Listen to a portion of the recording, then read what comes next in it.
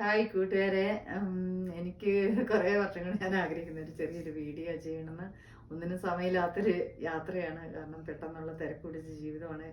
ഒരു Canadian experience എന്ന് പറഞ്ഞു കഴിഞ്ഞാൽ ഞാൻ വന്ന വർഷങ്ങളിലൊക്കെ ഞാൻ വളരെ തിരക്കായിരുന്നു. ഇപ്പോൾ ഒരു ചെറിയൊരു സമയം കിട്ടിയപ്പോൾ ഒരു വീഡിയോ ഇടാമെന്ന് ഒരു മനസ്സിൽ തോന്നി.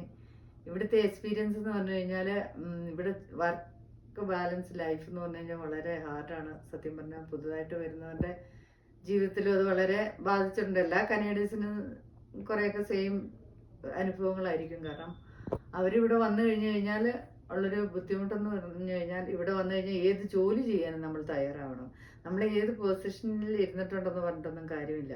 കാരണം നമ്മൾ വരുന്ന സമയത്ത് നമുക്കൊന്ന് പിടിച്ചു നിൽക്കണമെങ്കിൽ, ഓവർകം ചെയ്യണമെങ്കിൽ നമ്മൾ ഏത് ജോലിയും ചെയ്യാൻ തയ്യാറായ ഒരു മാനസിക പ്രിപ്പറേഷൻ ഉണ്ടാവണം. കാരണം നമ്മളെ നാട്ടിൽ പല നല്ല ലെവലിൽ ജോലി ചെയ്തതും കാര്യങ്ങളൊക്കെ ആയിരിക്കും. ഏത് ജോലിക്കും അതിൻ്റെതായ മാന്യതയുണ്ട്, ഏത് ജോലിക്കും അവർ ശമ്പളം തരുന്നുണ്ട്. അങ്ങനെയൊക്കെയുള്ളൊരു ചിന്താഗതിയിലൂടെ നമ്മൾ ചെയ്ത പൊസിഷനെ ഒന്നും ഓർക്കാൻ പറ്റത്തില്ല. നമ്മൾ അന്യനാട്ടിൽ എത്തിപ്പെട്ടു കഴിഞ്ഞാൽ ഒരു പറിച്ചു നടലാണ്.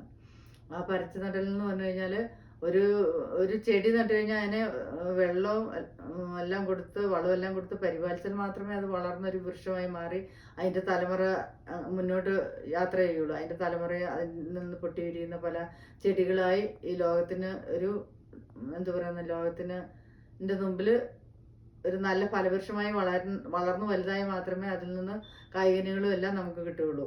ഇറ്റ് മീൻസ്, ഞാൻ പറഞ്ഞതിൻ്റെ അർത്ഥം മീൻസ് നമ്മൾ ശരിക്കും ഹാർഡ് വർക്ക് ചെയ്താൽ അടുത്ത തലമുറയും അതിൻ്റെ തലമുറകളെല്ലാം നല്ല രീതിയിലുള്ളൊരു മുന്നേറ്റത്തിന് വിധേയമാകത്തുള്ളൂ. അപ്പം എൻ്റെ ഒരു എക്സ്പീരിയൻസ് വെച്ച് പറയുകയാണെങ്കിൽ, ഒരു 1947-50 കാലഘട്ടം തൊട്ടേ കാനഡയിലേക്ക് മലയാളീസ് ചെറിയ രീതിയിലൊക്കെ ഒഴുകിയിട്ടുണ്ട്, പൊതുവിലുള്ള ഒരു എക്സ്പീരിയൻസും അറിവും വെച്ച്. അപ്പം അത് വെച്ച് നോക്കുവാണെങ്കിൽ കാനഡയുടെ വളർച്ചയ്ക്ക് നമ്മുടെ കേരളത്തിൻ്റെ ഒരു കോൺട്രിബ്യൂഷൻ നന്നായി തന്നെയുണ്ട്.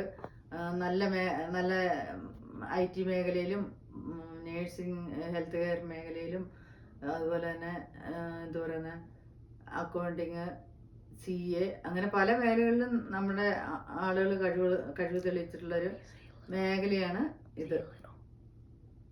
അപ്പം എന്തോ പറയുന്നതെന്ന് വെച്ചാൽ, ഇവിടുത്തെ ചില എക്സ്പീരിയൻസുകളെ കുറിച്ച് മുന്നോട്ടുള്ള വീഡിയോയിൽ പറയാൻ ഞാൻ ആഗ്രഹിക്കുന്നുണ്ട്. ഇപ്പോൾ ഞാൻ വൈൻഡപ്പ് ചെയ്യുകയാണ്. കാരണം തിരക്കാണ്, വീണ്ടും ഉറങ്ങാനുള്ള സമയമായി. Bye everyone. അപ്പോൾ എൻ്റെ വീഡിയോ ഇഷ്ടപ്പെട്ടാൽ സബ്സ്ക്രൈബ് ചെയ്യണം, അതുപോലെ ഷെയർ ചെയ്യാൻ മറക്കരുത്. ബൈ.